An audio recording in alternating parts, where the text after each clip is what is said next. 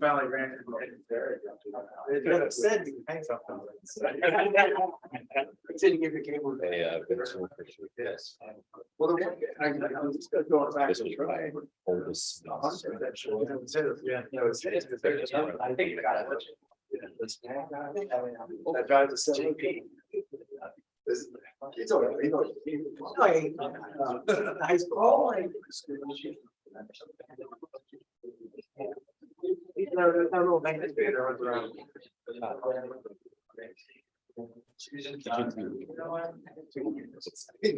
Because I think it got out by the opportunity. Yes, I should ask.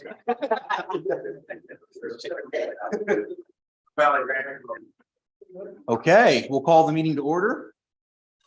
Good evening, everyone. Welcome to our inaugural city council meeting for the 2023 calendar year. It's Thursday, January 5th, 7 p.m. We're in Trade and Transit 2. Please rise for the invocation by Councilwoman Bonnie Katz, followed by our flag salute and roll call. With the start of the new year, let's pray for renewed energy and insight. We ask for your guidance to open our eyes and minds to bring us answers to successfully keep our city on the right track. We also ask for good health and safekeeping for all. And thank you for all you have blessed us with. Amen. Amen. I pledge allegiance to the flag of the United States of America and to the republic for which it stands, one nation, under God, indivisible, with liberty and justice for all. Mrs. Frank, would you call the roll, please? Mr. Allison, Here. Mr. Mackey, Here. Mr. Pelisi, Here. Mr. Bider, Here. Ms. Mealy, absent, Mrs. Katz, Here. Mr. Yoder. Here, we have a quorum of 6. Item 3, approval of city council meeting minutes from December 8th, 2022. Is there a motion and a second? So moved. Second. Motion and a second. Any comments, questions, concerns with the meeting minutes? Hearing and seeing none, Mrs. Frank on the motion, please. Mr. Allison, Yes. Mr. Mackey, Yes. Mr. Pelisi, Yes. Mr. Bider, Yes. Mrs. Katz, Yes. Mr. Yoder. Yes, motion passes 6-0. Item 4, limited courtesy of the floor. We've had no requests tonight. Item 5, nominations for president of city council and vote. So for the third class optional charter, we are required to reorganize every year. We are doing that this year in an off election year at our regularly scheduled meeting, just to kind of maximize time here a little bit. So I will open the floor for nominations for city council president. Mr. Allison. I'd like to nominate Adam Yoder for city council president. We have a nomination. Is there a second? Second. We have a nomination as second. Are there other nominations for city council president? I know. Just making sure it wasn't me. All right, seeing no other nominations, I will close the floor for nominations. We can take the vote on the nomination. Mrs. Frank. Mr. Allison, Yes. Mr. Mackey, No. Mr. Pelisi, Yes. Mr. Bider, Yes. Mrs. Katz, Yes. Mr. Yoder. Yes. In the spirit of never mind. Well played, John. Well played. Well played. We don't have to vote again, do we? No, we've got a majority. Thank you all. I'm looking forward to serving with you again this year, and I appreciate the vote of confidence. And from you, Randy and John, thank you very much from two people that I like to call friends and really look up to. It means a lot. We'll move to item 6, nominations for vice president of city council. I'll open the floor for nominations. Are there any nominations? Mr. Pelisi. I would like to nominate Councilwoman Bonnie Katz. Is there a second to that nomination? I will second that. We have a nomination and a second. Are there other nominations for city council vice president? Okay. I see none, so I will close the floor for nominations. We will go to the vote. Mrs. Frank. Mr. Allison, Yes. Mr. Mackey, Yes. Mr. Pelisi, Yes. Mr. Bider, Yes. Mrs. Katz. Yes. Mr. Yoder. Yes, Mrs. Katz's motion passes 6-0. Congratulations. Look forward to serving with you again this year. Thank you. All right, we'll move to item 7. We have an introduction of 2 new firefighters, Josh Conkle and Dakota Luce, and I hope I pronounced those correctly. Apologies if I did not. I will turn it over to Deputy Chief Lucas. Good evening, sir, and welcome all 3 of you. Good evening, President Yoder, members of council administration. Chief Sam sends his apologies. He couldn't make it tonight. He had a mild medical procedure done. The Williamsport Bureau of Fire is pleased to introduce Joshua Conkle and Dakota Luce. Josh and Dakota were hired on August 8th, 2022. And both have successfully graduated from Harrisburg Area Community College. Josh is a 2016 graduate of Montoursville High School and recently worked for the city of Altoona Fire Department as a firefighter. With family ties to the fire service since the 1960s, Josh is well versed with fire experience and has personally been involved for the past 11 years. And his father's here as the fire chief of Montoursville. Dakota is also a 2016 graduate from Penns Valley High School and attended HAC and received a fire science technology degree. Dakota previously worked at First Quality as a laborer and brings his 10 years of volunteer fire service knowledge with him. Dakota also has family ties to the fire service, with his father being a firefighter paramedic, as well as a full-time police officer. And all the women in his life are RNs for surrounding hospitals. The Williamsport Bureau of Fire is honored to have these 2 young, fine men join the ranks of a firefighter with the city of Williamsport. We expect great things from both men and are looking forward to a very rewarding career with the Williamsport Bureau of Fire. Thank you. Anything that the 2 of you would like to? You don't have to, it's okay. I just wanted to give you the opportunity. Not fear. Same. Well, nice to meet you both. And looking forward to working with you and looking forward to you serving our community. We're very fortunate where we have a very high qualified, very high caliber fire department here in the city of Williamsport. And you know, they're relied on very, very heavily. So it's really exciting to see 2 high caliber professionals coming into our department, and the 2 of you, and just thank you for serving the city. Thank you for serving the community. And it's going to be tough, but I know you're up to it. So any comments from other members of council? Mr. Allison. Yeah, I got to shake their hands a few minutes ago, but I just like to echo those sentiments. Welcome aboard. We're so glad to have you step up. You know, I'm well versed in what our fire department does, and I know they're one of the best, I think, in the state. Very excellent. I've heard nothing but good things about the Montoursville Fire Department as well, though. So I think there's a good relationship there. And I think our area can be proud of that. And but you know, we're excited to see you step up to serve and keep this community safe. So thank you. Thank you. Thank you. Thank you both very much and welcome.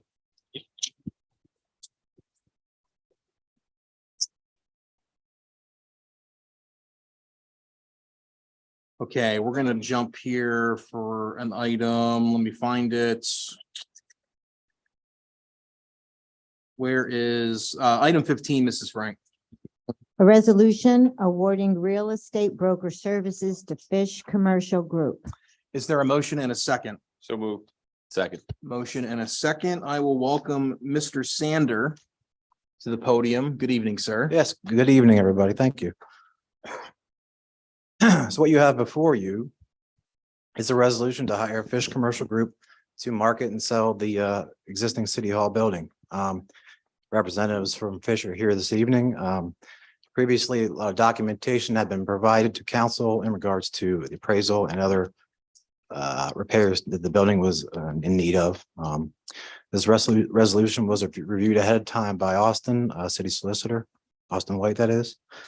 So with this resolution to hire Fish Commercial Group, If awarded, their contract agreement would be for 1 year. And the fee would be either 6% of the purchase price of the building or $20,000, whichever is greater. And this was discussed in Public Works on Tuesday. Thank you, Mr. Sander. This was discussed in Public Works. Mrs. Katz? Yes, it was. And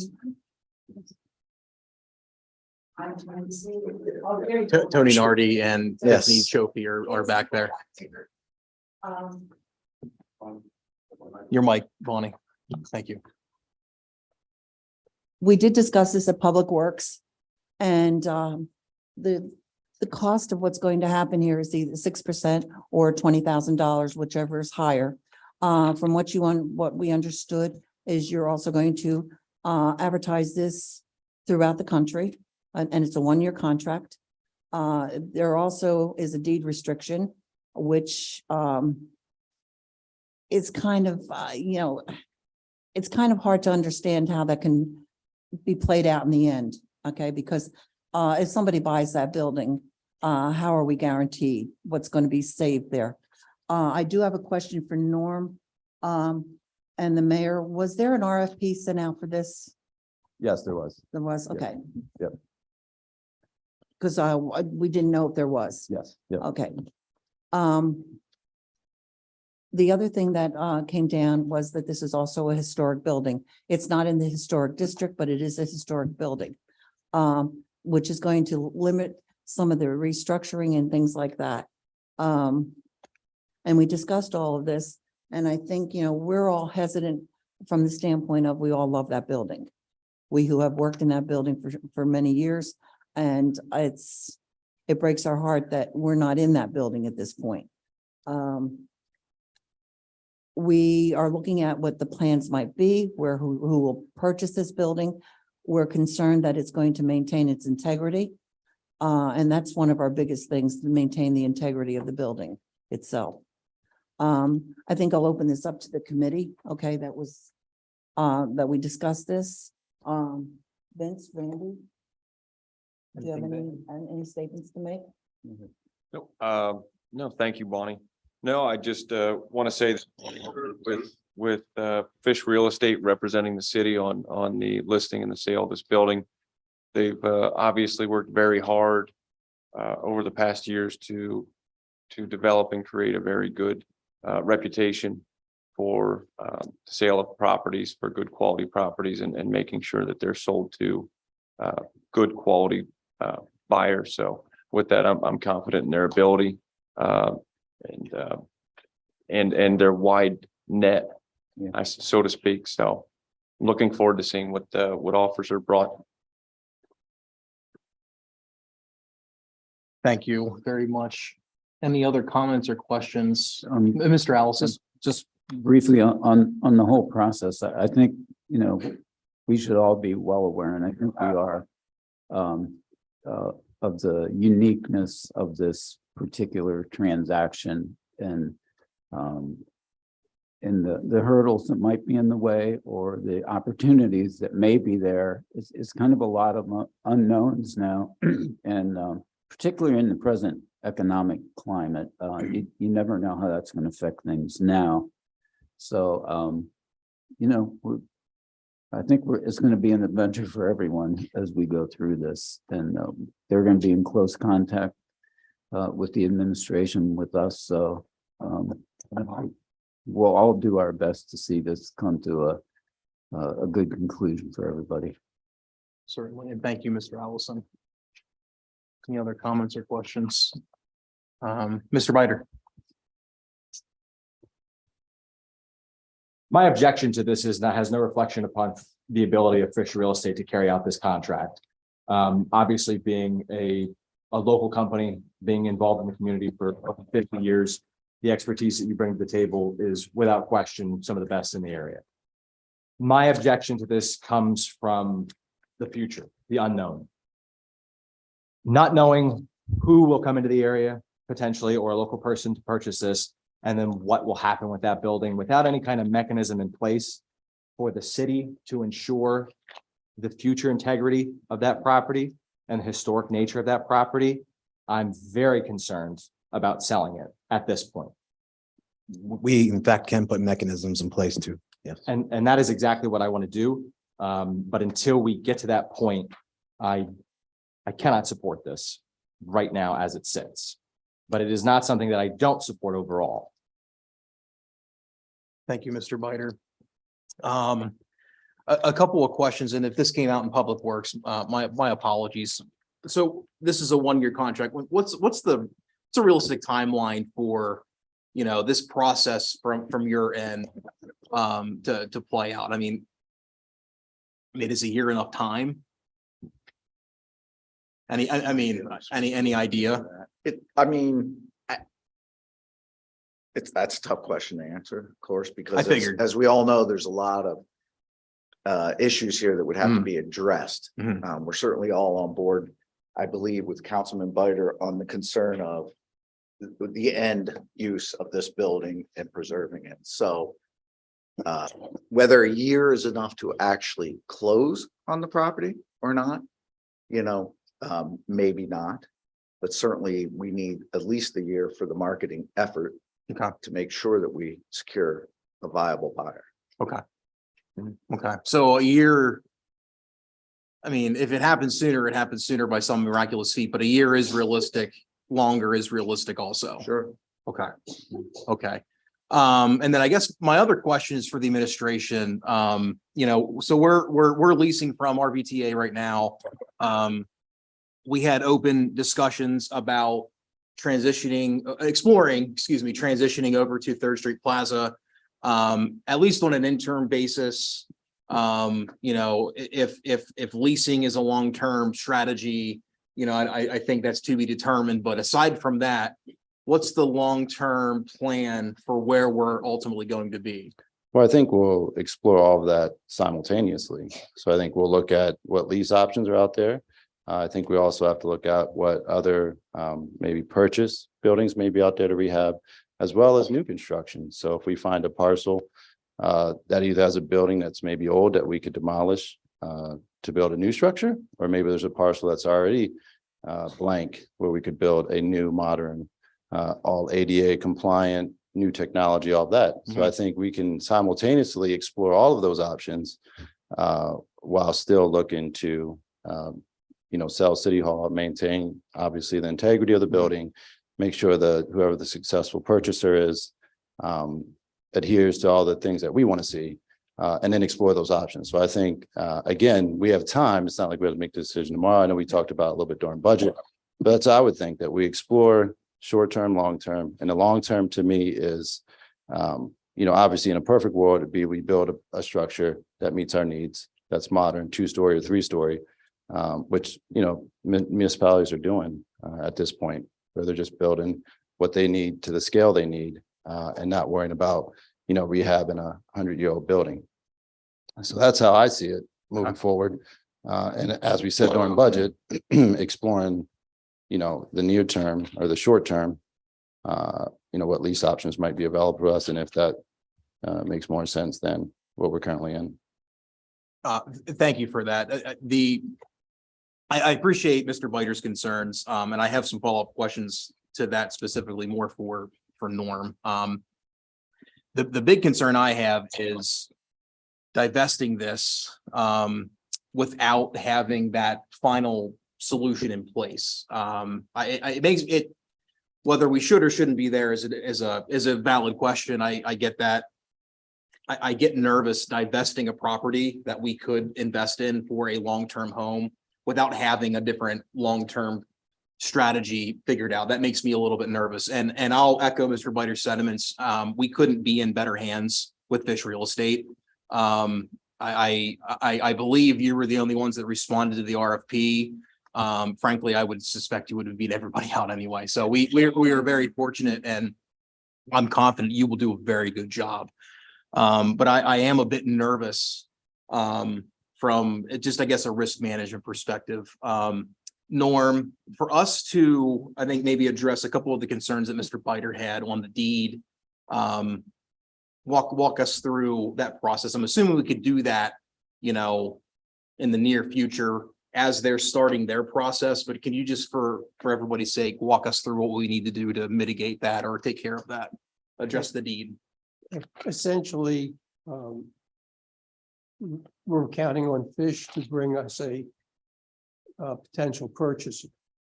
Any agreement of sale would have to be approved by city council, Okay, so that what the ultimate terms are, it's still city councils and the developer or purchasers reaching an agreement. If you want to put certain deed restrictions in there, that's something that we could put in the agreement of sale, and then ultimately in the deed itself. okay, Because currently there are deed restrictions on the property. yeah, And, the government put those on when the city purchased it. We can put additional deed restrictions on. And the advantage of putting them in the deed is it's recorded, and anyone who looks at it will see what, any potential second or third purchaser. okay, And also the other thing is that if, for example, they find somebody 2 weeks from now, obviously the closing date would have to be pushed back for the city to move whatever's still in City Hall out. okay, So also you'd have that control also of when would the closing date be? okay, And if they're going to redevelop the property itself, they have to come and meet, the code requirements. To make it, that's to comply with the property maintenance code, with the building code, those type of things, and also obviously zoning. So, it's not something that's going to close in 2 months, realistically. and the appropriate time to probably look at instituting those types of items would be as somebody's identified as we approach an agreement of sale, correct? Yeah, we're an identifiable buyer in the sense of Okay, someone is interested in buying it, and this is what they intend to do with it. And it Okay. gets fleshed out in the agreement of sale and also negotiating with the buyer. okay. So Mr. Biter, to And- answer, I think a couple of your So the- questions on process. As a practical matter, Fish Real Estate does not have the authority to bind the city at this point. If you want to give them that authority, that's one thing. I wouldn't recommend it. Yeah, but- understood, And I understood. don't think they want it. Understood. Yeah, from working with Fish over the years. Yeah. Never have a problem with them, with that office. No, I don't anticipate what we either. I don't think that at all, so. Okay. Mr. Lubin, if I may, have you ahead. expand a little bit. So the situation that, Lundy Construction, I'll use them as the example, with the prior city hall. They purchased that from the city for $1 in, I Yes. believe it was 1971, 1972, somewhere in No, that it was neighborhood. later than that. I'm sorry. It was in the early 80s that they purchased it. Okay. So they purchased that in the 80s then, Yes. when the city moved out of it. The deed restrictions that were placed on that particular building, now that building's changed hands several times since then. Are we able to put a 100-year deed restriction, a 200-year deed restriction? When does that expire or Deed restrictions ordinarily do not expire unless you put an expiration date in it. For example, it has to be used for commercial purposes for the first 10 years. That would expire after 10 years. That's what I mean, where the agreement of sale would list what conditions the city desires to impose. And also, in the interim, if council reaches some type of understanding of what restrictions that they do want, it obviously would assist Fish in marketing as to looking for potential purchasers. But the agreement of sale back in, the early 80s to Lundy was, done on a $1 basis at that time. that was with the understanding that they would rehab the building? Yes. And they did obviously rehabbed it and did a, very good job with it. Thank you. Thank you, Mr. Biter. And Mr. Lubin, thank you very much for addressing that question and a little bit on process. kind of circling back to the risk thing. Sorry, I'm jumping over the place. My apologies. Like I said, I'm a little uncomfortable with that. If we're looking at realistically probably a year, I would really like to see the administration have that figured out by the time this is brought forward for an agreement for sale. Right? I think that is a reasonable expectation. And I mean, are you gonna find a property, buy it, get plans for a building drawn up in a year? No, you're not going to. But I do think we can have a strategy in place, rough cost estimates, et cetera, so we can begin that process of whatever that future is. I would like to see that from the administration before an agreement for sale of this property is brought forward. That doesn't impact Fish Real Estate at all. That's more of a target for the administration. We absolutely need to see that. We've fallen short, I think a little bit here and there on prior asks. I think that's a necessary requirement, at least for me to vote to sell the building when we get to that point. So that's what I will be looking for if and when we get to that point. So any other comments or questions from Mr. Pelisi? Thank you. No, just to speak to Mr. Biter's reservations. So I too had some of the similar reservations regarding the potential sale of City Hall. And it was through sitting in Public Works Committee that I found that we are able to institute certain mechanisms for making sure that City Hall is sold to a responsible developer, whomever it may be. Mechanisms such as requesting to see proof of funds for said development when it be brought to us. The deed restrictions that we may want to institute. The last thing I think any of us want to see is this building of ours be sold to a developer who may only have enough money to buy it, but then it sits and becomes a white elephant. None of us want that to happen. We want to make sure that it's taken care of in a manner that reflects Williamsport's history there with it. So after I learned these things, that we could institute these mechanisms, that we could make these requests, and then ultimately that City Council would have the final vote on approving the sale or not. That's why I'm supporting it. At least then we get a chance to see whom Fish might be able to find that has an interest in City Hall and what ideas that they may be bringing forward for what possible, the market rate apartments, high-end restaurant and wedding venue. Who knows? Yeah. I'm not sure, but we won't know until we see what Fish is able to bring to the table. So with knowing that we can institute those mechanisms, and then ultimately we have the final vote on whether or not we're going to approve the sale. That's why I'd like to see at least this kind of move forward and see what's out there, what possibilities we may have for it.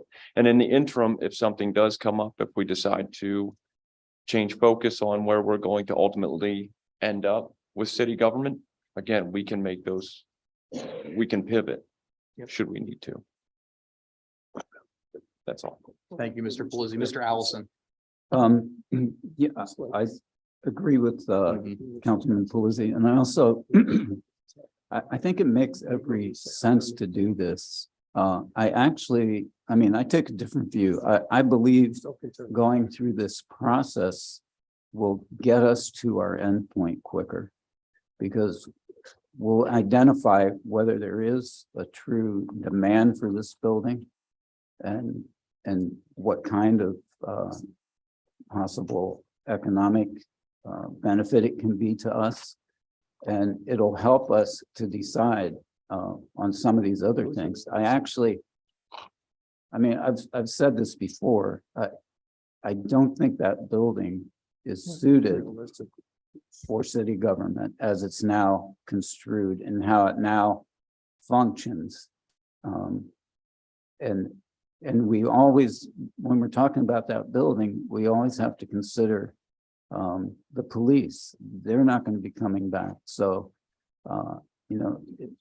it just makes sense to me to go ahead with this, to identify some of those important things, and that will help us, I think, make our decision. I, there's a risk in anything.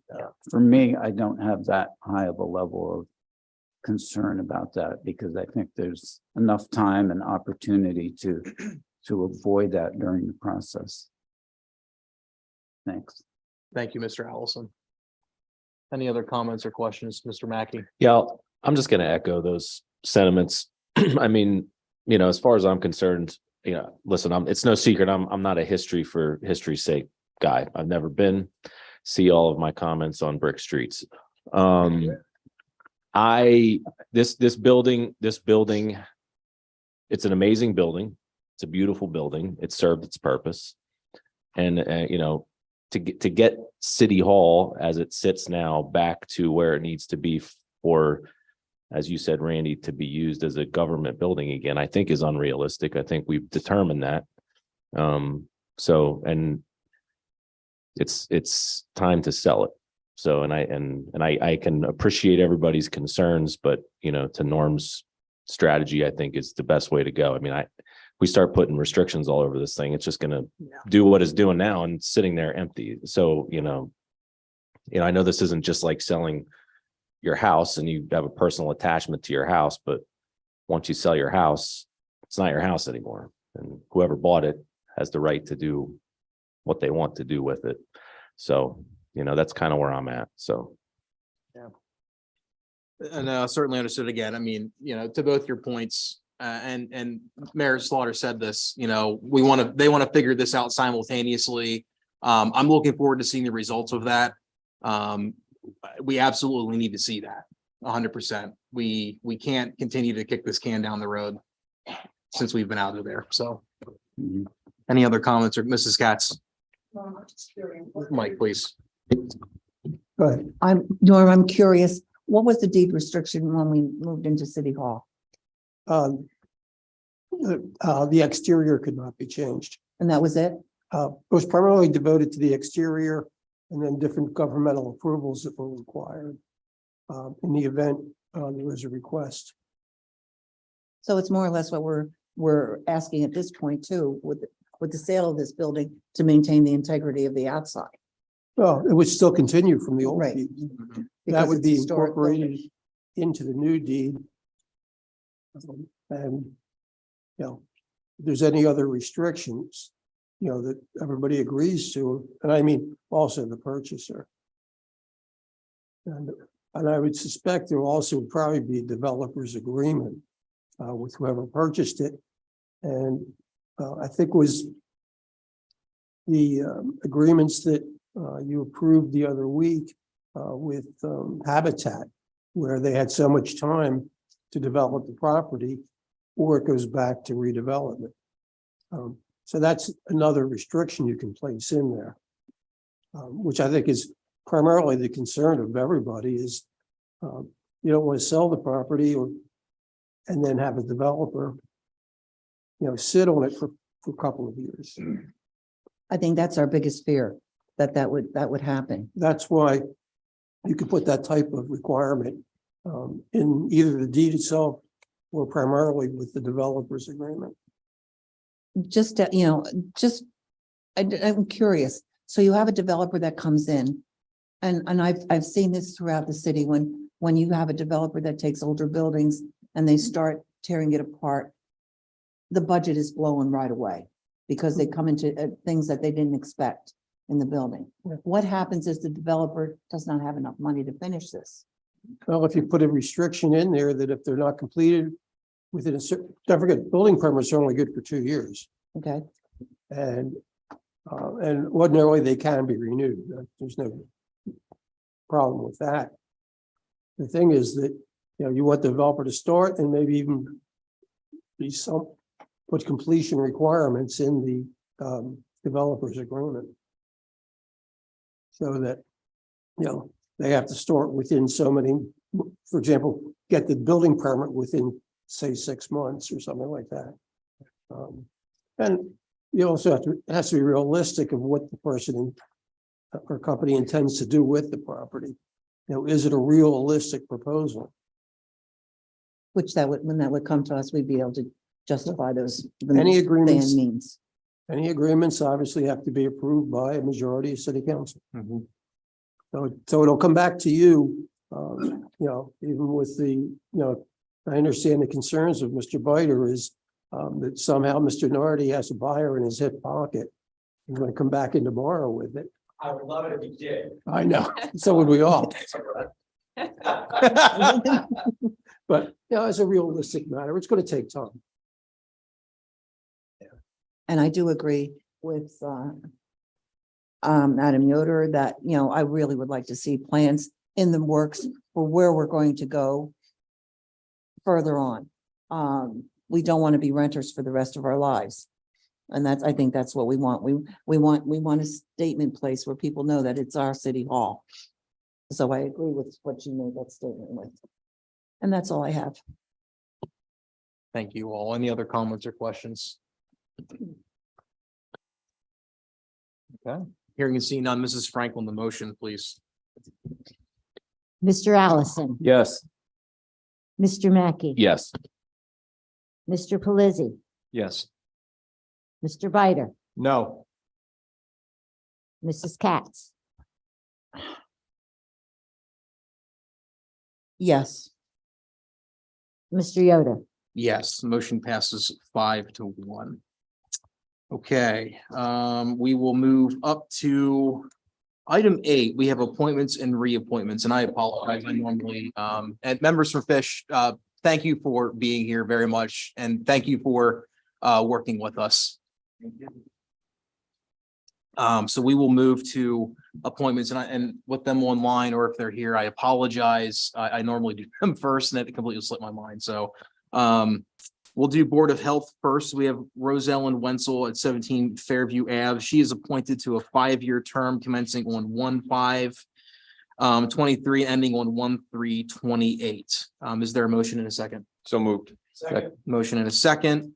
So Rosellen, put her name in to serve on the Board of Health. Our city clerk helped with this one as well. Janice, thank you very much. Rosellen was interviewed in the ERC committee. Mr. Biter, care to speak to that discussion a little bit?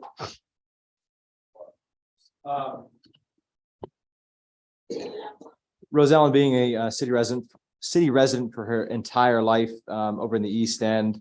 She retired from the Williamsport area school district in 2017, and she was a special education teacher for 37 years, primarily in grade 6 and the secondary education level. Went to Mansfield University and Bloomsburg University, where she got her master's degree. She and her husband both were teachers as well. But as I said to her, with that experience being on the Board of Health, having a very different perspective is invaluable.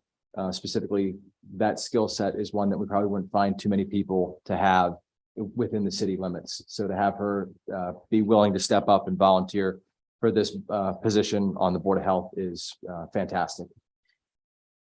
Thank you, Mr. Biter. I couldn't agree more. She'll be a huge asset for us on the Board of Health. Absolutely. Any comments or questions for Ms. Wenzel's nomination for the Board of Health? Okay, I don't believe she's online, Chris. Okay, and that's okay. All right, hearing seen none, Mrs. Franklin, the motion for Rosellen Wenzel. Mr. Allison, Yes. Mr. Mackey, Yes. Mr. Pelisi, Yes. Mr. Biter, Yes. Mrs. Katz, Yes. Mr. Yoder. Yes, motion passes 6-0, and then we have 2 supported by the mayor for the Veterans Memorial Park Commission. We have Ken Freeze on Round Hill Road, appointed to a term commencing January 5th, 23, ending 1/1/27. We have Don Young being reappointed to a term commencing 1/5/23 and ending 1/1/27. Is there a motion and a second for the Veterans Memorial Park Commission? So moved. Appointees? Motion and a second, Mayor Slaughter. Yes, good evening, President Yoder, Vice President Katz, members of council.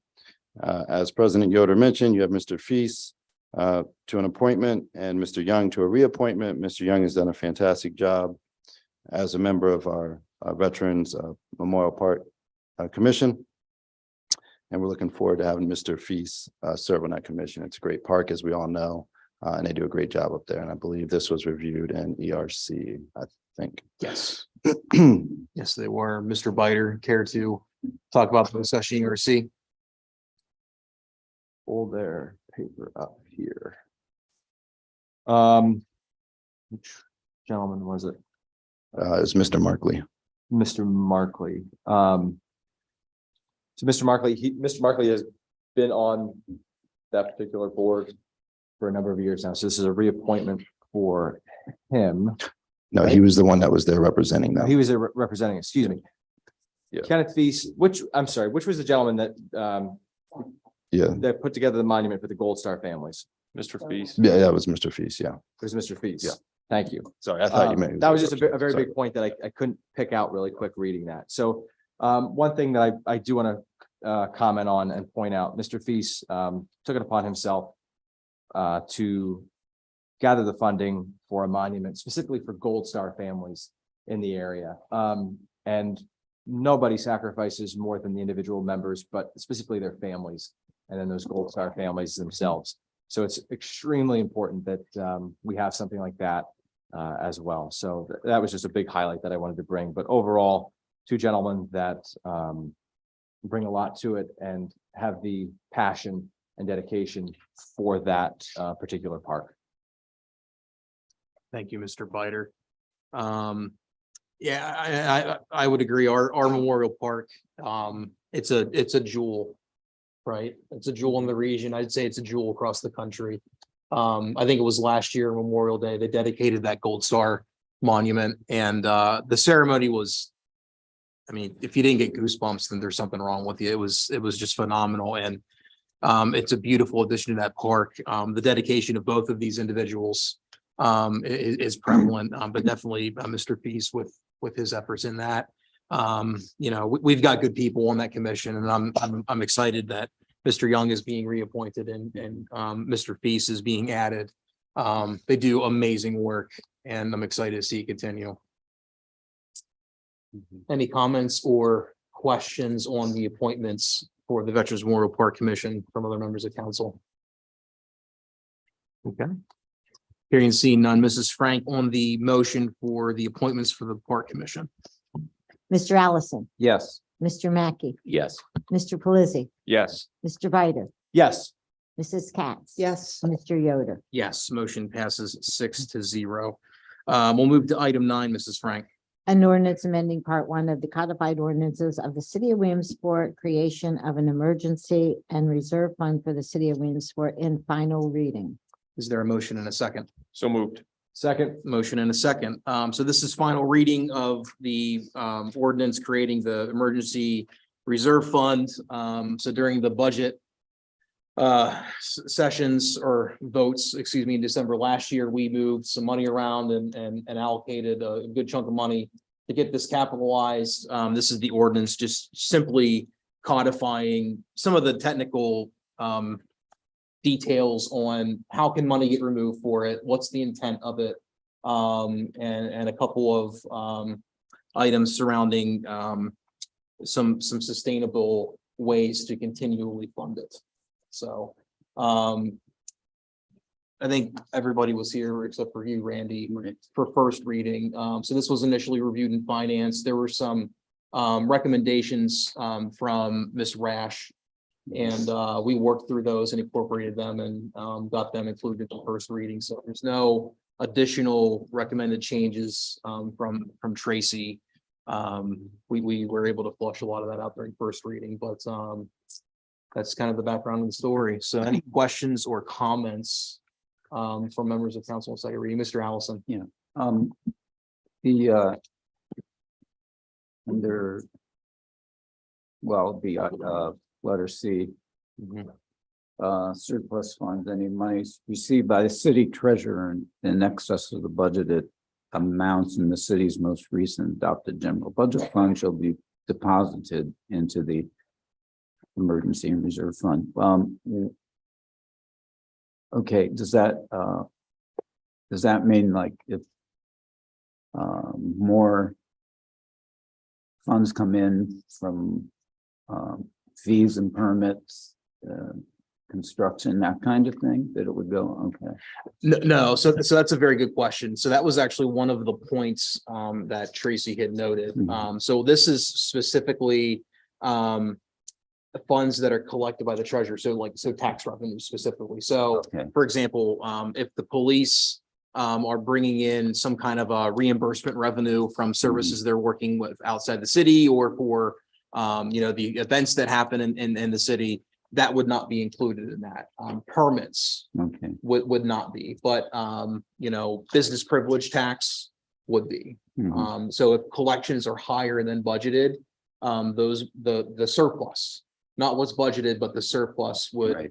would go into there, and through budget cycle, if needed, we could move that back somewhere if Okay. needed as well. So that was the language, and the idea was pulled from a different municipality in Pennsylvania that does that. I thought it was an interesting approach to having some kind of just continual sustainability to try to continue to build this up, because in addition to emergencies, this is a way for us to reserve money for Mhm. the really big things that we just struggle to figure out, right? And that take more than a year or two to do, like the levy and previous run, so. It just, yeah, like it said, any monies received by the city treasurer, I guess I interpreted that as, because they receive all the money, so it comes in. So, I just wondered about that. Yeah. And also, so as you explained it, emergency and reserve fund.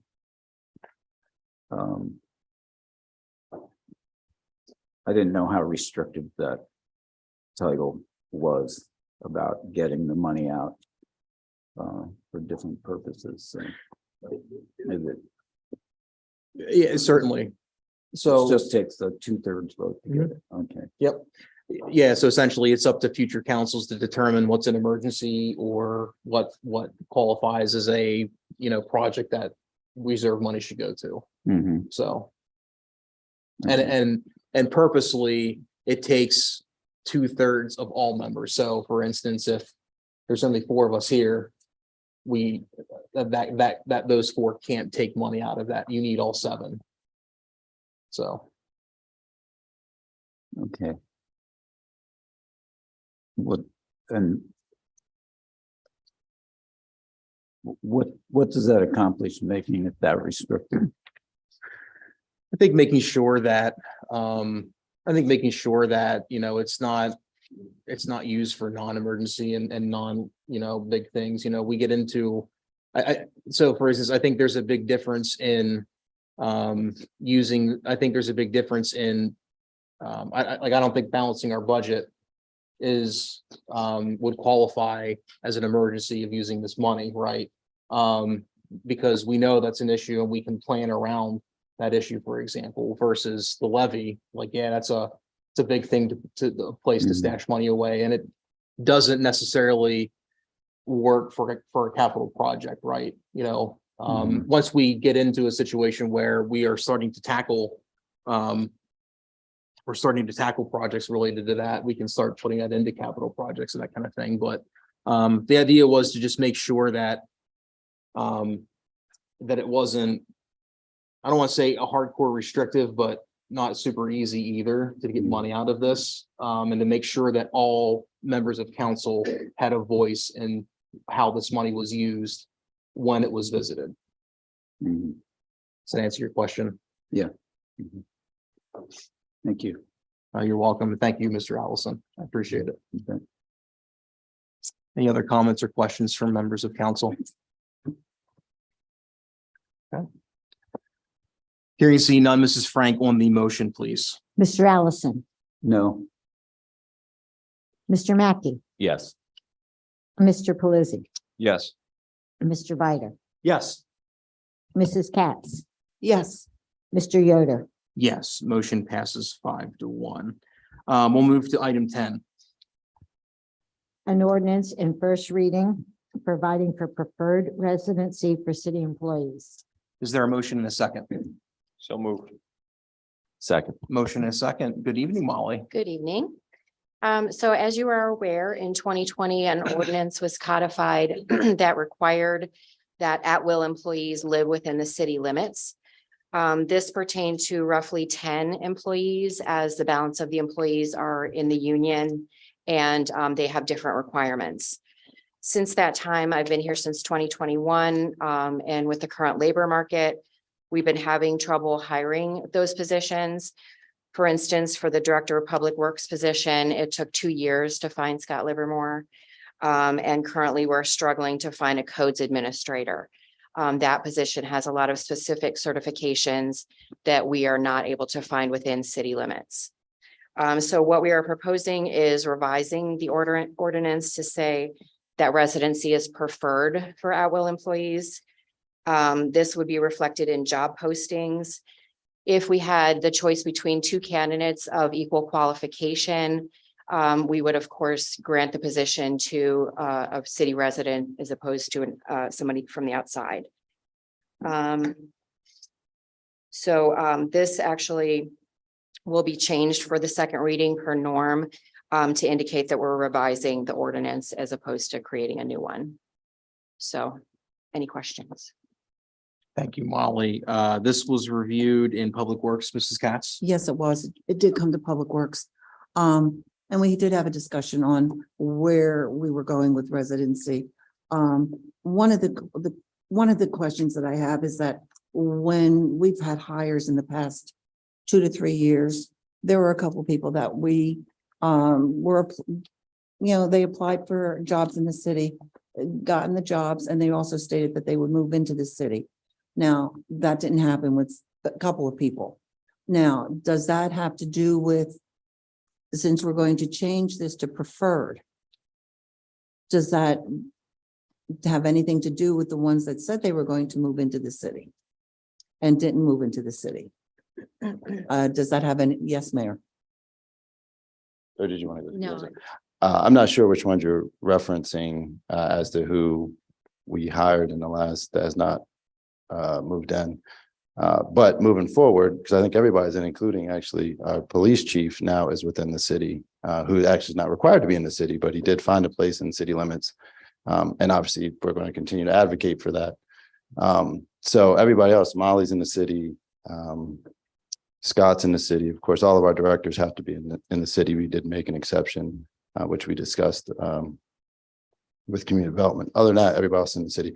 But yes, moving forward with preferred, and I think as we discussed, we still are going to highly advocate for people to live in the city. I think we all want, obviously, our employees to live in the city. I think the key point is with the labor market and just to allow us to have leverage to get the most qualified and competent individual. But if they're in the city, that's great. If they're not, we will, during the interview, and if they're a successful candidate, let them know that we really strongly prefer that they move within the city if they're not already. Number one, I want to thank you, Chief, for moving into the city. Well appreciated. Taxpayers appreciate it from the standpoint of taxpayers of the city pay all of our salaries. And it's very important that the people that run our city, taxpayers feel comfortable knowing that everybody's passionate about living here and that they know that they're committed to the city. Mayor, we worked on this for a long time. And, we have problems in other areas, say the school district and other areas, making sure that people do move into our city. We're proud of our city. We are excited about where our city has come, and we want to see it moving forward successfully. And the sad thing is that we are losing population. We are not bringing in enough money tax-wise to pay all of our expenses. So everybody that moves into the city, be it a homeowner, be it a business, whatever, every penny counts. And this is what we're looking for. And that's why I'm adamant about this. I really am. I've been passionate about this for years. As far as preferred, yes, we want the best candidate possible. We all want that. We know how important that is to the administration and to the city to make sure we have the best people working for us. So I can understand preferred. I understand where we're going with employment in the country at this point. It's not only us, it's all over. So, But again, and I'm happy that you're going to look at the candidates, and I'm happy that you're going to take into consideration, if you live in the city, you get first priority, if it's apples to apples. Yes. absolutely. I defer to my committee at this point. Any other comments or questions from Public Works members? Nope, not at this time. Any other comments or questions from other members? Just one quick comment, and I can completely understand the hiring headaches when it comes to that. This is a very tough one to agree to, because obviously we appreciate the fact that department heads are within the city. But understand that we don't want to ask somebody to uproot their family should they have kids in school and have to change districts and so on. So I see the plus of this as well. So thank you very much for bringing it to us. Thank you. You can see none. Mrs. Frank on the motion for first reading. Mr. Allison, Yes. Mr. Mackey, Yes. Mr. Pelisi, Yes. Mr. Bider, Yes. Mrs. Katz. Yes.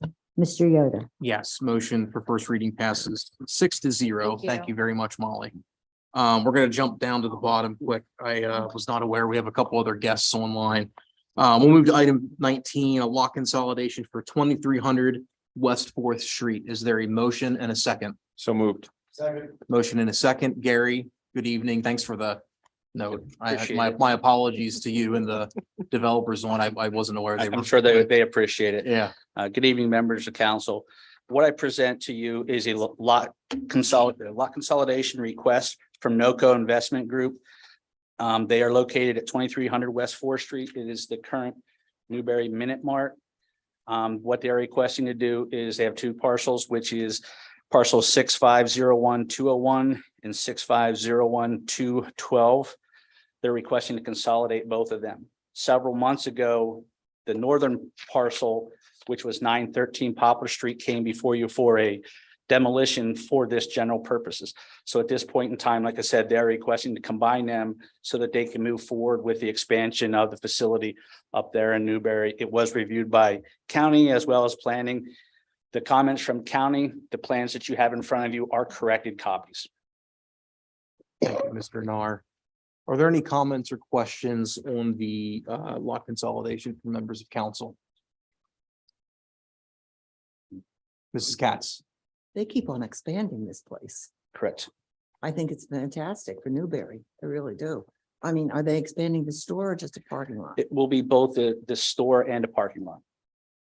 The northern parcel is going to be primarily the parking, but they are going to expand. I believe it's about 1,500 square feet. So they'll be doing a remodel of the facility, which makes it more advantageous for what they can offer the people of that area. Fantastic. Okay, thank you, Gary. Yep, thank you. Any other comments or questions? Okay, it's great to see the continued investment. So thank you to both of these organizations for their investments in the city. Mrs. Frank, on the vote for item 19, please. Mr. Allison, Yes. Mr. Mackey. Yes. Mr. Pelisi, Yes. Mr. Bider, Yes. Mrs. Katz. Yes. Mr. Yoder. Yes, motion passes 6-0. We'll move to item 20, a demolition for 164 Maynard Street, which is the former Williamsport Foundry. Is there a motion in a second? So moved. Motion in a second, Mr. Nar.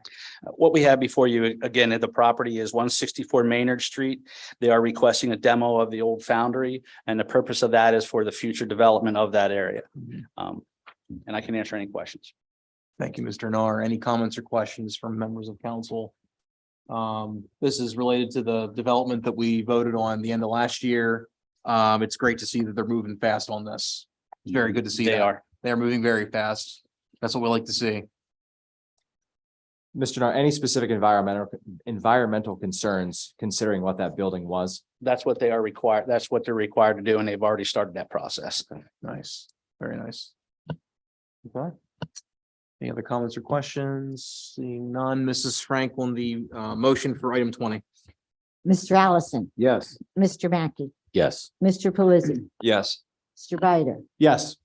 Mrs. Katz. Yes. Mr. Yoder. Yes, motion passes 6-0. Gary, thank you very much. And again, to for Invest, thank you very much for the partnership and for investing. We will move back up to, I think I think that's everybody that's visiting us. If there's not, somebody text me or just wave or something. We'll move up to item 11, Mrs. Frank. An ordinance in first reading, a transfer ordinance number 1 for 2023. Is there a motion and a second? So moved. Second. Motion and a second. This is Mrs. Woodring's transfer ordinance. Which I believe, here, I'll let her introduce it.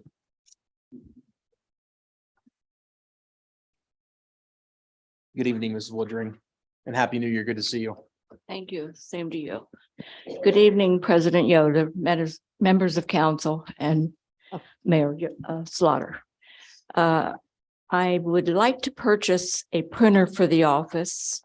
Therefore, I'm asking for your approval of a transfer of $200 from supplies, which is 3010-61010 account, to equipment, which is 3010-64040, which is account.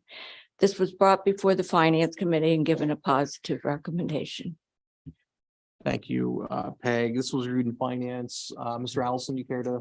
Yes, we did Upper review finance, it. this is We responded positively about Yes. your need and everything, but we didn't vote, so we didn't give a recommendation, but yeah, it's a functional needed piece, and there wasn't much discussion other than, yeah, you need it. Thank you very much. Any comments or questions? Okay, hearing and seeing none, Mrs. Frank on the motion for item 11. Thank you. Thank you. Mr. Allison, Yes. Mr. Mackey, Yes. Mr. Pelisi, Yes. Mr. Bider, Yes. Mrs. Katz. Yes. Mr. Yoder, Yes, motion passes 6-0. We'll move to item 12. resolution to authorize submission of an application for phase 2 of the strategic management planning program funding. Is there a motion and a second? So moved. Second. Motion and a second, Mayor Slaughter. Yes, Welcome good back. evening again, President Yoder, Vice President Katz, member of the council. This is literally the same exact resolution that we had a few weeks ago between us and letting them know that we're ready to move forward with phase 2 of the strategic planning. Nothing has changed financially. When we initially submitted it, DCD said it was fine. They were okay with the template. And then as soon as I sent the signed version back that council adopted, they came back and said, actually, we changed our mind. We like this template better. Nothing has changed, literally nothing, just literally the format of the paragraphs in the resolution is the only change. There's been no change financially. The DCD just emailed and said, could you just have council switch it to this format? So that's literally it. That's all we're doing. So just a formality, literally. So Thank you, Mayor Slaughter. Mr. Allison for finance, anything to add? Nothing. I was expecting finance to be a little bit more meaty. That's all right, though. Any comments or questions? Here you see none. Mrs. Frank on the motion for item 12. Mr. Allison, Yes. Mr. Mackey, Yes. Mr. Pelisi, Yes. Mr. Bider, Yes. Mrs. Katz. Yes. Mr. Yoder, Yes, motion passes 6-0. Item 13, Mrs. Frank. resolution authorizing execution of an agreement between the city of Williamsport and River Valley Transit Authority. Is there a motion and a second? So moved. Second. Motion and a second. Mayor Slaughter, the floor is yours again. yes, good evening again. This is an agreement between us and RVTA. In the interim here, as we obviously are working through the assets and the buildings, this agreement right here makes sure that ensures that we have insurance coverage during that process. And so I know we've discussed this the last little bit to make sure as we're working through the process that the buildings remain insured and all of that. So that's what this agreement is. Austin worked on it on our side. Joe Nagy and the folk in RVTA and Tracy was involved as well. So I think it's 5 parcels, I believe, that's included in this agreement. Thank you, Mayor Slaughter. This was also reviewed in finance. Anything to add from the finance committee? Not really. We're just doing our due diligence and making sure that those properties are covered during this transition period. Thank you, Mr. Allison. Any other comments or questions from other members of council? Hearing and seeing none, Mrs. Frank on the motion, please, for item 13. Mr. Allison, Yes. Mr. Mackey, Yes. Mr. Pelisi, Yes. Mr. Bider, Yes. Mrs. Katz, Yes. Mr. Yoder. Yes, motion passes 6-0. We'll move to item 14. Resolution, City of Williamsport, Lycoming County, Pennsylvania, authorizing the issuance and sale of a tax and revenue anticipation note of the city in the fiscal year ending December 31st, 2023, determining the principal amount of such note and the form and terms of such note, authorizing the award of such note, and making certain other determinations in connection therewith. Is there a motion and a second? So moved. Second. Motion and a second. Mayor Slaughter, I presume you're. Yep, I'll handle this one. Thank you. Yeah, Tracy's unavailable this evening. No worries. Yes, good evening again. This is the Tran that was discussed during budget. I believe Councilwoman Muley brought it up. So this is the Tran here. It was discussed in finance, and Tracy noted that she does not anticipate that we will be needing the Tran at all this year. But obviously it's good to have in place just in case. I believe it's a $2 million Tran. So that'll be there in the event that we do need it. But it's looking so far that we will not. Thank you, And it's with M&T. Oh, gotcha. Thank you, Mayor Slaughter. This was also reviewed in finance, Mr. Allison. Yes, we did. And it was good news to hear from Tracy that she didn't anticipate we're gonna have to dip into it. The reason this with M&T is because they're the only bank that would do it. Others turned it down because our audits aren't done yet. So they have this was the only opportunity. Should we draw down, the interest rate is 5.75%, I believe. So significantly higher than we're used to for this kind of thing. So we definitely hope we don't have to use it. Thank you, Mr. Allison. Are there any other comments or questions from other members? Mayor Slaughter, where are we at with the audit? I know that's been a ongoing thing. Can you provide us It an is. update on where that? I know Tracy has been working very closely with them to get through the 2019. I can provide a deeper update in 2 weeks if you would like. I can have Tracy get that together. But I know she's in 2019, they're in 2019, obviously, and working through that entire process. And so we're hopeful to have that. I don't know whether we give a timeline, Yeah, but hopefully understood. sooner rather than later. But yeah, they're working very closely with Zelenkowski, Axelrod, to get that 2019 completed, and then we can get to 2020, 2021 and now 2022. So yeah, it's been a little bit of a process, obviously, but we're getting there. But I can have Tracy provide an update on that. Yeah, I'll reach out to Ms. Mealy. That wouldn't be a bad idea to maybe have a update discussion in finance, but I'll make sure she's comfortable Sure. with that and aware of that if you're okay with Yeah, that. that's fine with me. Yeah. Okay. Any other comments or questions? Okay, hearing and seeing none, Mrs. Frank on the motion. Mr. Allison, Yes. Mr. Mackey, Yes. Mr. Pelisi, Yes. Mr. Bider, Yes. Mrs. Katz. Yes. Mr. Yoder. Yes, motion passes 6-0. We'll move to item 16. Resolution awarding an agreement between the city of Williamsport and Choice Carpet Cleaners. Is there a motion and a second? So moved. Second. Motion and a second. Mr. Sander, welcome back. Yes, thank you. Good evening again. This is simply a cleaning contract for our city buildings, Trade and Transit 1, Trade and Transit 2, obviously the city portions only, Police Patrol and Public Works Building. This was run for roughly 3 or 4 weeks, paper contract. I had some sitting down here and also with the Public Works. I put in the paper twice, and our current cleaner Choice were the only ones that threw a bid in on it. So this contract is for $45,900 and we paid from facility maintenance, and this was discussed in Public Works on Tuesday. Thank you, Mr. Sander. This was reviewed in Public Works. Mrs. Katz? Yes, it was. There's no more really to say. And thank you, John. The look on his face, he thought I was gonna go on. Any other comments or questions from other members of council? Okay, hearing and seeing none, Mrs. Frank on the motion for item 16. Mr. Allison, Yes. Mr. Mackey, Yes. Mr. Pelisi, Yes. Mr. Bider, Yes. Mrs. Katz. Yes. Mr. Yoder. Yes, motion passes 6-0. We'll move to, thank you, John. We'll move to item 17, Mrs. Frank. Resolution authorizing articles of agreement between the city of Williamsport and the Commonwealth of Pennsylvania Department of Community and Economic Development, Governor's Center for Local Government Services. Is there a motion and a second? So moved. Second. Motion and a second. Mr. President Lucas. Yoder, members of council, administration. What you have before you is a resolution authorizing DCED to facilitate a meeting with the city, the Bureau of Fire, Old Lake Cumming Township, and Old Lake Cumming Township Fire Company to update our alliance agreement since 1999 at no cost. This is basically providing evidence to the DCED that the city does not object to them facilitating the meetings. Thank you, Assistant Chief Lucas. John, my apologies. I, for whatever reason, thought this was from Skip, which is why I went to ERC. So this did go to ERC though. It did. Mr. Biter. When I started reading it, I scratched my head and thought, well, okay, Well, hey, we saved one meeting and, you know, a little bit of advertising. We did. So we did.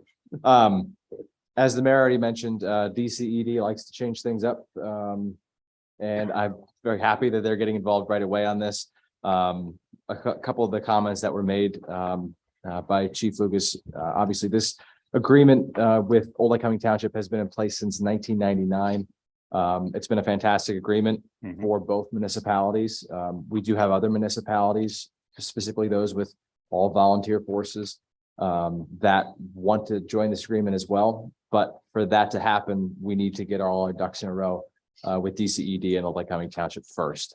And I think that having DCED involved from the get-go is going to help the state understand what kind of a situation and predicament that a third-class city is in, being required to have a fire department, and also the burden it puts on that requirement when you have local municipalities that are not under the same restrictions. So doing this and getting this on a solid foundation is going to be paramount for regionalization going forward. So thank you very much. thank you, Mr. Biter. I would second that. This is great to see. Looking forward to seeing the fruits of this. Thank you for jumping on this. You know, I think we can learn a lot from this and apply this in other areas of the city as well. I'm hoping we can do that as well. So thank you very much. Any comments or questions from other members of council? Okay, hearing and seeing none, Mrs. Frank on the motion for item 17, please. Mr. Allison, Yes. Mr. Mackey, Yes. Mr. Pelisi, Yes. Mr. Biter, Yes. Mrs. Katz. Yes. Mr. Yoder. Yes, motion passes 6-0. Thank you, Chief Lucas. Yeah, thank you. I just wanted, why it was, since it's voted on, I just want to remind everyone our next meeting is going to be on January 11th at 5 o'clock in person at Lake Cumming Township Municipal Building. So hopefully some members of council can be there. Thank you very much. Thank you. Thank you very much. All right, we'll move to item 18, Mrs. Frank. Resolution authorizing the purchase of Arctic Wolf Managed Direction and Security Response Solution from CDW-G. Is there a motion and a second? So moved. Second. Motion and a second. Mr. Black? Good evening, President Yoder, other members of council. What I have here is a resolution authorizing us to purchase the solution from Arctic Wolf Software that will give us a little bit more of an edge between us and the outside world as far as cybersecurity goes. This is a good, big, huge first step in what's needed in just locking this place down. It goes for a total of $62,615.79. That is comes out of contracted services. That will be an annual fee. And this was discussed in finance Thank you. and approved by council. Or reviewed, I should say, by council. Thank you, Mr. Black. Mr. Allison, this was reviewed in finance. Yes, we did. Security is of IT security and internet security and everything that goes with that is of utmost importance now. Everybody knows that, and there's a price to it, a price tag. Mr. Black, he did his research and said this company is top notch. They have the best service. So we're gonna get our bang for the buck, which is peace of mind. Really, is what it comes down to, although a breach in security could have all kinds of material implications. So we don't want that really. So we didn't vote, of course, but you know, we had a good discussion about it. Thank you, Mr. Allison. Yeah, there's a lot of technical details that I'm not versed in, but there are a lot of endpoints that this covers, you know, not just a few, but hundreds. So it's well needed. Thank you, Mr. Allison. Any comments or questions from other members of council? Just to say that this fills a lot of gaps that we knew we had in our coverage. Yes. And the insurance company identified last year when we voted on that. So this is also helping with that. Thank you, Mr. Biter. It really cuts down our exposure. Yes. Any other comments or questions? Hearing seen none, Mrs. Frank on the motion, please. Thank you. Mr. Allison, Yes. Mr. Mackey, Yes. Mr. Pelisi, Yes. Mr. Bider, Yes. Mrs. Katz. Yes. Mr. Yoder. Yes, motion passes 6-0. I've got nothing on the agenda to accept for filing, so I think we're good there. Correct, Mrs. Frank? I'm sorry. I don't have anything on the agenda for except for filing. We're not doing that today, correct? No, nothing for. All right, we'll move to item 22, announcements. Our next regularly scheduled city council meeting will be in 2 weeks, Thursday, January 19th, right here at 7 p.m. Upcoming meetings, Tuesday, January 17th at 6:30 p.m. is Historic Architectural Review Board. If there are no changes from the committees on times, the meetings here will follow, but we might have one from public safety. So I would, if the public wants to watch that, just double check online and the advertisement, we could re-advertise that, but finance, Tuesday, January 17th at 1 p.m., Public Works, 2:30 p.m., Wednesday, January 18th, 10 a.m. Blighted Property Review, 9 a.m. ERC, 11:30 a.m. Public Safety, but that will likely change depending on the discussion from the committee. And Thursday, January 19th, 10:30 a.m. is our zoning hearing board. Open the floor for comments. Item 23 from City Council. I have a couple. We have a couple of retirements in the police department. Donna Bauer, Brenda Carnes are retiring. They've been with the city for a long time. They've given us a long, amazing level of service. I just wanted to wish them well in their retirement, and thank them for their service to the police department in the city. I believe you're in the process of, or have backfilled them. They've got big shoes to fill, but I'm confident you'll select good people who will be up to the task. There was a public comment that was sent into the city clerk. They had a shoulder surgery and they unfortunately could not make it here. And so given their physical limitations, I said that I would read it into the record for them. I don't know if I should do it here or members of the public. I'll just do it here quick. Mr. Mike Toten saw the article in today's paper about residency and job applications, stated that his daughter lives in the city and owns property in the city, has a bachelor's degree, and had applied for the last 2 positions that became open with the police. She did not receive a call or get an interview or notification. Made it clear that she was qualified. Mr. Toten was upset that a resident did not receive a phone call and noted that he agreed of the position of Mrs. Katz took on residency. So we had a good discussion on that. Certainly, hopefully, we can continue to put a focus on hiring city residents that are qualified. And maybe that's something we look at if there's some additional language we want to change to give the administration the leniency that they need, but make sure that we get preference for city residents as well. So, and then just wanted to wish everybody a happy new year. I'm looking forward to working with all other 6 of you, the 5 of you that are here today. Excited for what 2023 is going to bring. So Any other comments from members of council? Mr. Mackey? If it's okay, I mean, we could just figure this public safety out right now. Sure. Ms. Katz, if you're okay with moving it back to Tuesdays at 11:30, Sure. that would accommodate my schedule. So we can Okay. just say public safety's back to Tuesdays at 11:30. Okay. Okay. I'm good with it too. Sorry, I talked to Vince about this 10 seconds ago. I'm just teasing I there. thought you ignored him. Yeah. The start of a new year. I No, want to do it sorry. right. That's all right. Any other comments from members of city council?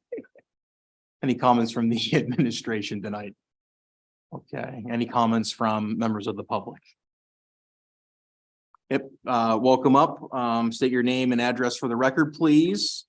And you will have 3 minutes.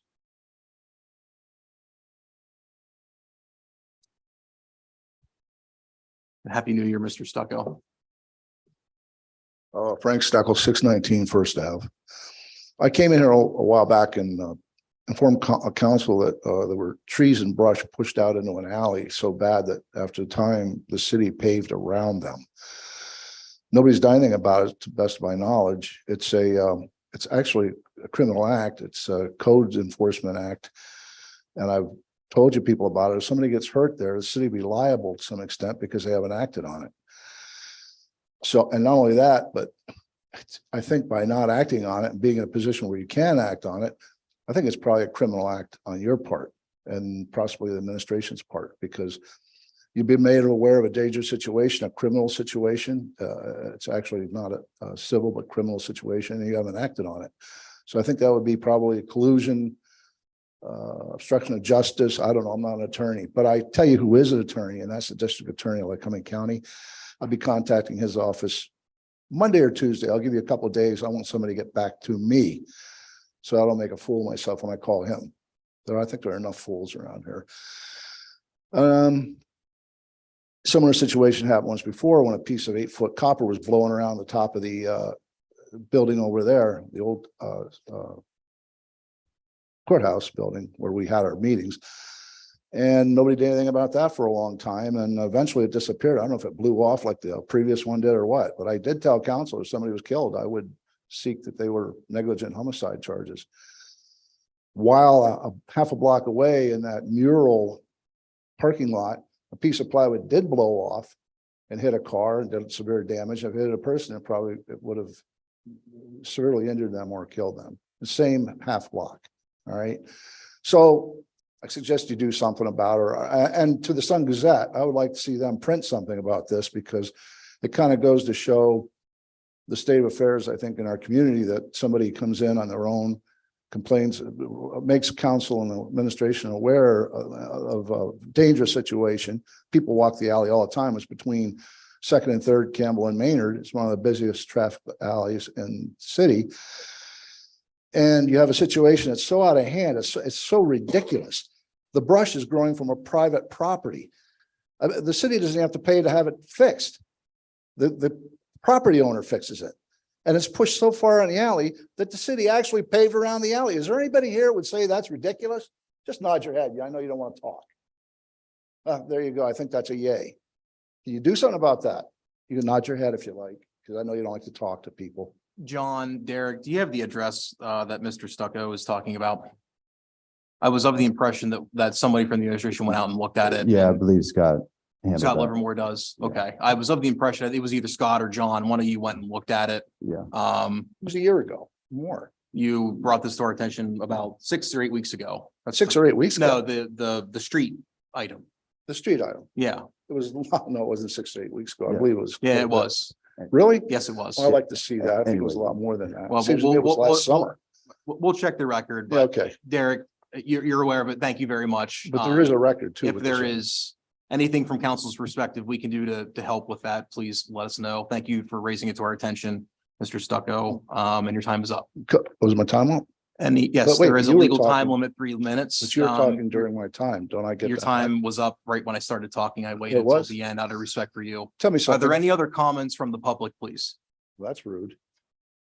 You're rude. Am I rude? Yes. So thank you for bringing it to our attention. I appreciate your care for the city. Any other comments or questions? or excuse me, comments from the public? Okay, motion and a second for adjournment. So moved. Second. All in favor? Aye. Thank you very Aye. much. Everybody have a good evening and a happy new year.